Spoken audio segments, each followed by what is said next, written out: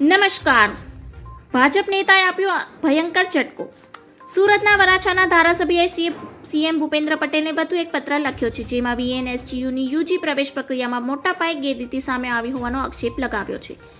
જીકાસ portal પરથી ચાલી રહેલી સેન્ટ્રલ પ્રવેશ પ્રક્રિયામાં ભારે ગેરરીતિ હોવાનો આક્ષેપની સાથેની ફરિયાદ ધારાસભ્ય કુમાર કાનાણીએ મુખ્યમંત્રીને કરી છે.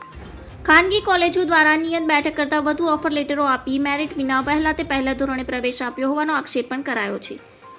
ડીઆરબી કોલેજની 600 બેઠકની સામે 5000 જેટલા ઓફર લેટર ઇસ્યુ કરવામાં આવ્યા હતા, જેનાથી 97 વિદ્યાર્થીઓને મેરિટ વિના પહેલા ધોરણે પ્રવેશ આપી દીધો. આ તમામ પ્રવેશ કેન્સલ કરાવવા માટે યુનિવર્સિટીએ જીકાસને પત્ર લખ્યો છે, પરંતુ વિવાદમાં ડીઆરબીનો થયો હોવાની યુનિવર્સિટી એક જ કમિટી એક જ કોલેજની તપાસ માટે બનાવી અન્ય કોલેજોમાં ગેરરીતિ થઈ છે કે નહીં તે તપાસ કરવાની તજદીજ લીધી નથી.